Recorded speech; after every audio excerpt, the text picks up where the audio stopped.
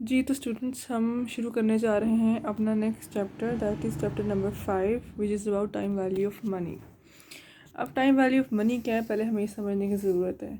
आपने अक्सर सुना होगा अपने बड़ों से, दादा अबू से या दादी माँ से, जो भी बड़े बड़े लोग थे, दे यूज़ टू से कि हमारे वक्तों में तो आटा इतने का आ जाता था या चीनी इतने की आ जाती थी, अब तो महंगाई बहुत हो गई है। या हमारे वक्तों में तो इतनी तनख्वाहों में पूरे घर चल जाते थे, अब तो नहीं चल सकते इतनी तनख्वाहों में। तो ऐसा क्या हुआ है कि एकदम से ही जब हम बात करें 1947 या 1948 या उस ईरा की, तो उस वक्त लोगों की सैलरीज जस्ट 75 रुपीज़ थी और वो बड़े अच्छे से घर मैनेज कर लेते थे। और आज हम थाउजेंड्स अर्न करते हैं, देन वी से कि घर नहीं चलते, प्रॉब्लम्स होती हैं। उसकी वजह क्या है कि वक्त के साथ साथ वैल्यू ऑफ मनी कम हो जाती है। उसमें बहुत सारी रीजंस हो सकती हैं, जैसे कि इन्फ्लेशन हो सकती है, आपकी करेंसी की डिवैल्यूएशन हो सकती है, और जिस चीज़ की कदर जो पहले थी वो आने वाले सालों में नहीं होती। That is all about time value of money, के वक्त के साथ साथ आपकी करेंसी की वैल्यू में जो कमी है, जो कि हमारे केस में तो कमी है, बाज़ वक़्त करेंसी अप्रिशिएट भी तो हो रही होती है ना। तो अगर करेंसी अप्रिशिएट हो रही है तो फिर इन दैट केस तो उनकी करेंसी बेहतर हो जाएगी। लेकिन अगर मैं पाकिस्तान की बात करती हूँ तो पाकिस्तान के केस में हमारी करेंसी डी वैल्यू हुई है, और टाइम वैल्यू ऑफ मनी हमारे केस में क्या है, मतलब नेगेटिव इफ़ेक्ट प्रोड्यूस कर रही है। तो जब भी आप लोग इन्वेस्टमेंट करने जाएंगे कहीं पर भी, तो इन्वेस्टमेंट के लिए हमेशा investor time value of money देखता है। लेट्स से कोई आपको कहता है ना कि जी आप इन्वेस्टमेंट करें, इतने % आपको रिटर्न दे देंगे, तो आपको जो रिटर्न मिल रहा है वो तो मिलेगा लेट्स से 5 साल तक। अब वो 5 साल तक का रिटर्न है ना, आज मिल रहा है, आज फेवरेबल है आपके लिए, लेकिन आने वाले सालों में हो सकता है कि टाइम वैल्यू ऑफ मनी की वजह से आपको जो रिटर्न मिल रहा है वो आपके लिए फेवरेबल ना हो। क्योंकि उस वक्त देखो, आज का 500, आज से आने वाले 5 साल का 500 बहुत फ़र्क होगा, ऐसे ही है ना। तो हमेशा हमें ये देखना होगा, कंपेयर करना होगा कि जो हम आज अर्न कर रहे हैं वो आज की तो ठीक है, लेकिन whenever you get an opportunity to invest, तो आपने हमेशा ये माइंड में चीज़ रखनी है कि टाइम वैल्यू ऑफ मनी भी एक चीज़ होती है, और हमें उस हिसाब से डिसीजन लेना है कि क्या मैं इन्वेस्ट करने जा रही हूँ तो जो मुझे 5 साल बाद वो फिगर मिल रही है एज रिटर्न, क्या वो मेरी आज की रिटर्न के बराबर है या उससे ज़्यादा है या कम तो नहीं है। ये ना हो कि जी आप कहीं इन्वेस्ट करने जाएं, आपको अपेरेंटली लगे कि जी ये रिटर्न बहुत अच्छा है। आज मुझे वो कहते हैं जी आपको हम पर एनम जो है वो 10,000 रिटर्न देंगे, राइट। मुझे बड़ा अच्छा लग रहा है सुनने में कि हाँ मैं इन्वेस्टमेंट कर रही हूँ, मुझे इतना रिटर्न मिल रहा है। होता क्या है उसके बाद कि फ़र्स्ट ईयर तो रिटर्न मिल गया, I am very happy. Second year, third year, आने वाले सालों में मुल्क में क्या हो रहा है, महंगाई बढ़ रही है, करेंसी की डिवैल्यूएशन बहुत ज़्यादा हो रही है, डॉलर के मुकाबले में हम लोग स्टेबल नहीं हैं। तो क्या होगा, जो आज का 10,000 है वो अगले आने वाले 5 साल के बाद जो 10,000 होगा उसकी वर्थ कुछ भी नहीं होगी। मुझे करेंसी तो उतनी ही मिली है, नोट्स तो उतने ही मिले हैं ना, वैल्यू ऑफ मनी तो उतनी ही है, लेकिन क्या है कि मेरे लिए वो वैल्यू एक्चुअली उस वक्त 10,000 कम हो चुका होगा। तो इन्वेस्टर्स हमेशा ये देखते हैं, जब भी इन्वेस्टमेंट करनी होती है तो टाइम वैल्यू ऑफ मनी को लाजमी माइंड में रखते हैं, राइट। तो इसी टाइम वैल्यू ऑफ मनी के फ्रेमवर्क में दो चीज़ें आती हैं, वैल्यूज़ होती हैं। एक होती है present value and the other one is future value. Present नाम से आइडिया हो रहा है, ये वो वैल्यू होगी जो आज की हम बात कर रहे हैं। आपकी करेंसी नोट्स की जो वैल्यू आज है दैट इज़ प्रेजेंट वैल्यू। और फ्यूचर वैल्यू क्या है, जो आने वाले किसी भी टाइम की हम बात कर सकते हैं, वो फ्यूचर वैल्यू होगी। अब जब भी आप प्रेजेंट से फ्यूचर में जाओगे तो हमेशा कंपाउंडिंग होती है। उसकी वजह क्या है कि उसमें आपको रिटर्न मिल रहा होता है, आपकी वैल्यू बढ़ रही होती है। ऐसे ही है ना, मैंने अगर आज लेट से बैंक में इन्वेस्ट करती हूँ, बैंक में इन्वेस्ट किया है, तो बैंक मुझे हर साल कुछ रिटर्न ऑफर कर रहा होगा, तो मेरी वैल्यू ऑफ मनी, करेंसी कह लो, बढ़ रही होगी, क्वांटम ऑफ करेंसी बढ़ रहा होगा। तो कंपाउंडिंग हो रही है, बढ़ रही है। And if I have to go back from future to present like this, अगर मुझे वापस आना है फ्यूचर से प्रेजेंट की तरफ, तो क्या होगा, तब होती है डिस्काउंटिंग। क्यों? क्योंकि आपकी करेंसी की वैल्यू हम बैकवर्ड मूव कर रहे हैं ना, तो करेंसी की वैल्यू कम हो रही होती है, हम पीछे को आ रहे हैं। तो compounding the term used for when we go for present to future, and whenever we go from future to present we use the term discounting, right. तो यहाँ पर आपकी बुक के अंदर इसने बना के दिया हुआ एक फॉर्मेट सा, यहाँ पर मैं वो दिखाने जा रही हूँ आपको। पहले यहाँ पर आती हूँ। लेट से वो कहते हैं कि जी ये आपने इन्वेस्ट किया, माइनस साइन इंडिकेट कर रहा है कि ये आपकी इन्वेस्टमेंट है, कैश आउटे है, कैश आउटफ्लो है। आप खुद इन्वेस्ट कर रहे हो तो ये पैसा आपके पास अब नहीं होगा ना, तो नेगेटिव साइन शो कर रहे हैं। अगर आप इतना इन्वेस्ट करोगे तो आगे आने वाले सालों में आपको ये रिटर्न ऑफर हो रहा है, first, second, third, fourth and fifth. Zero का मतलब ये है कि अभी इन्वेस्ट करने जा रहे हो, तो अभी ईयर स्टार्ट कोई भी नहीं हुआ। ये हो गया। जब मैं आगे देखती हूँ इन डायग्रामेटिक फॉर्म तो क्या होता है, यही वही चीज़ इन्वेस्ट की हुई है। अगर मुझे दिखाना है फ्यूचर वैल्यू तो क्या कर रही हूँ मैं इसने एरोज दिखा दिए, कंपाउंडिंग हो रही है और यहाँ कहीं लिखा हुआ है उसने फ्यूचर वैल्यू कि वो ये फ्यूचर में जा रहे हैं। और अगर फ्यूचर यानी कि यहाँ से मुझे वापस बैकवर्ड मुड़ना है टुवर्ड ज़ीरो, तो हम 5 से 0, 4 से 0, 3 से 0, 2 से 0, 1 से 0 आए और वह कहाँ पर आए हम प्रेजेंट वैल्यू पे, and that is discounting.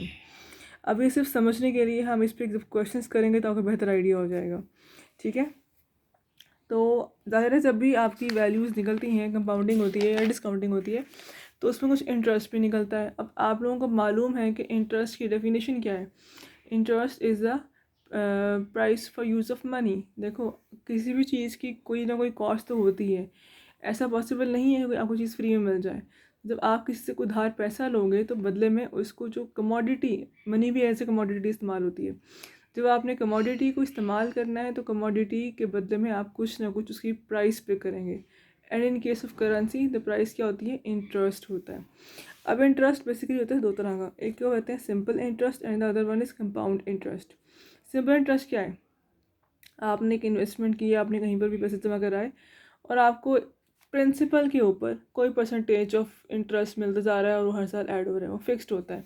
Like मैं कहती हूँ जी आपको मिलता है 5% इंटरेस्ट, तो आप क्या करोगे, प्रिंसिपल आपका था लेट से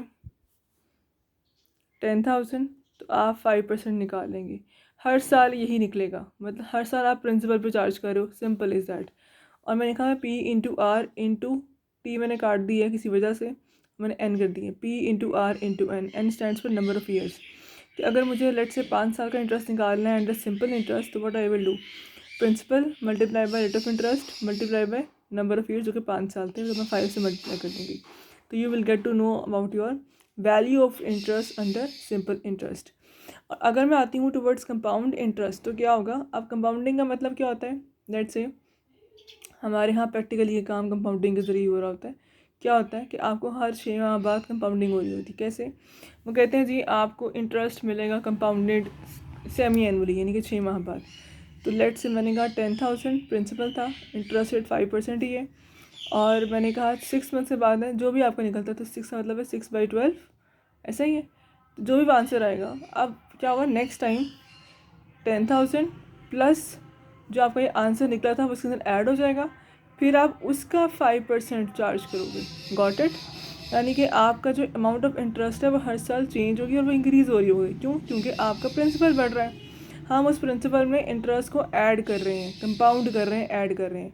जबकि सिंपल इंटरेस्ट में हम किसी भी किस्म के इंटरेस्ट को ऐड नहीं कर रहे थे, तो वो कॉन्स्टेंट फिगर थी, दैट्स इट। यहाँ चूँकि आपकी इंटरेस्ट की प्रिंसिपल की वैल्यू बदल रही है हर साल, प्रिंसिपल में हम इंटरेस्ट को भी ऐड कर रहे हैं, तो आपकी अमाउंट ऑफ इंटरेस्ट भी वेरी करेगी, फ्लक्चुएट करेगी, और and it will go on increasing side in the coming years. तो ये डिफरेंस है सिंपल इंटरेस्ट और कंपाउंड इंटरेस्ट में। मैंने फार्मूलाज भी लिख दिए हैं just for their ease, otherwise हो सकता है कि ज़रूरत पड़ जाए आप लोगों को किसी भी फ्यूचर रेफरेंस में। If I have to calculate compound interest, तो simple principal multiply by 1 plus R rate of interest divided by M. M से मैं क्या बताती हूँ आपको, पावर लिया है m into N, N number of years वही है। m कहते हैं जी number of times compounding is made. अगर साल में कंपाउंडिंग हो रही है 2 बार, जब मैंने कहा ना सेमी एनुअल, तो m यहाँ पर क्या होगा 2। और अगर मैं कहती हूँ कंपाउंडिंग 4 टाइम्स हो रही है, तो आई विल राइट 4। वो अगर साल में एक बार कंपाउंडिंग हो रही है, यानी कि आप साल में इंटरेस्ट एक ही बार पे करो, तो आप m क्या हो गया 1। तो ये m है नंबर ऑफ़ टाइम्स, कितनी मरतबा, फ्रीक्वेंसी ऑफ कंपाउंडिंग, कितनी मरतबा कंपाउंडिंग कर रहे हो, that is called as m, right. अब जो बेसिकली कैश फ्लो है ना, जो हम लोग बात करें ना टाइम वैल्यू ऑफ मनी की, तो मनी के जो पैटर्न्स होते हैं, हम कैश पैटर्न्स कह सकते हैं, बेसिक पैटर्न्स ऑफ कैश। उसमें एक होता है जो हमारा पहला टॉपिक है, that is single amount. Single amount से क्या मुराद है कि आपने कोई एक फिक्स्ड कोई सिंगल अमाउंट इन्वेस्ट की, राइट, या आप फ्यूचर वैल्यू सिंगल अमाउंट को एक ही वक्त में वापस लेके आ रहे हो टुवर्ड्स बैक, तो ये हो जाएगी सिंगल अमाउंट। यानी कि मैंने आज इन्वेस्टमेंट किया और मैं कहती हूँ मुझे 5 साल बाद इसकी वैल्यू क्या होगी, दैट इज़ सिंगल अमाउंट। मैं बार बार कोई अमाउंट से इन्वेस्ट नहीं कर रही हूँ, मैं कोई रेपुटेशन नहीं कर रही हूँ, एक बार इन्वेस्ट कर रही हूँ और मैं जानना चाह रही हूँ कि आज से 5 साल बाद क्या मुझे फ्यूचर में मिलेगा, दैट इज़ सिंगल अमाउंट।